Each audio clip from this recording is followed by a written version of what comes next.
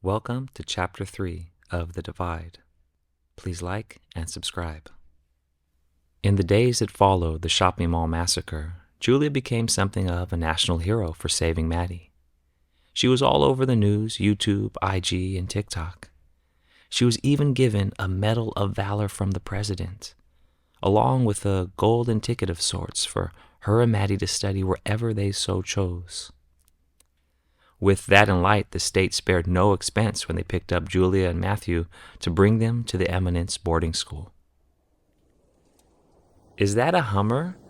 asked Julia as a big shiny black car pulled up in front of their rickety old front porch.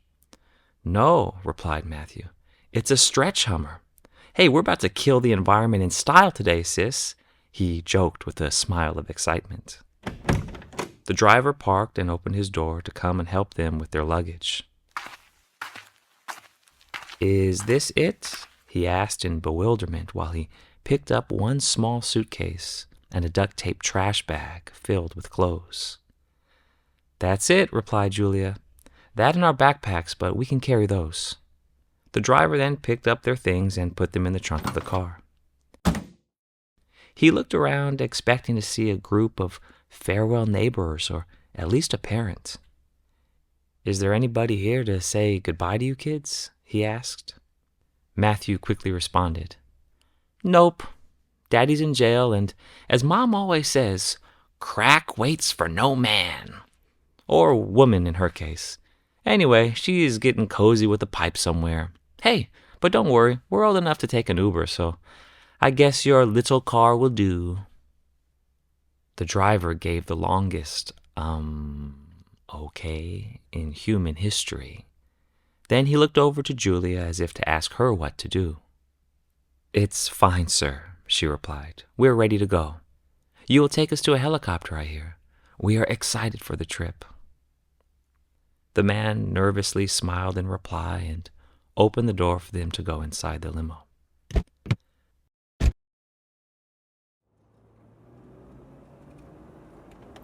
The ride was as expected. Julia sat calmly thinking about the past, present, and future all at once, while Matthew stuffed his pockets and backpack with every freebie that was in the car. They drove to an airfield about 1 hour away, where they were then picked up by the school's own private helicopter. Matthew was overly excited when they were lifted in the air, one of the rare times he ever showed his real age. "Hey, Jules, Dad used to fly one of these," he said with delight. "The MH-65D. These things are amazing. Man, is this school rich or what?" And "oh really" suddenly came from the pilot. "Not too many pilots fly these. Is your guy's dad in the Coast Guard?" "He was," replied Matthew, "until he fell in love with Johnny Walker. You know, the whiskey, not a dude. Because our dad, he's a drunk. Well, technically now, I'm not sure. He's in prison. Can they drink in prison? Do they?" "Maddie," Julia interrupted loudly through the headset. "Yes, sir. Our father was a pilot for the Coast Guard many years ago. His name is Joe. Joseph Crane? Maybe you know him." The pilot remained silent for a few seconds. He then cleared his throat. "No, little lady. Can't say that I do." Both Matthew and Jules looked at each other in agreement. The pilot's pause. It was definitely strange. Yet with his helmet on and big sunglasses blocking his face, he was a bit of a non-entity, nothing to care too much about. The flight in total was about 90 minutes, taking them over pristine mountains, rivers, and a beautiful forest. A far cry from their beat-up little town of liquor stores and laundromats. In time, the forest beneath them eventually started to clear, and Matthew and Julia could see what seemed like a shining jewel in a valley. It was the Eminence Boarding School. "Hey, Jules, look at the outdoor swimming pool in front of the school," yelled Matthew excitedly. "It is beautiful."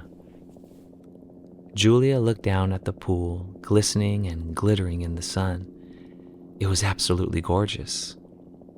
Julia loved swimming. In fact, before she lost her leg, she even competed for her school, making it all the way to state. Continuing to look down at the school, they could see a beautiful British-style building with a clock tower as the centerpiece.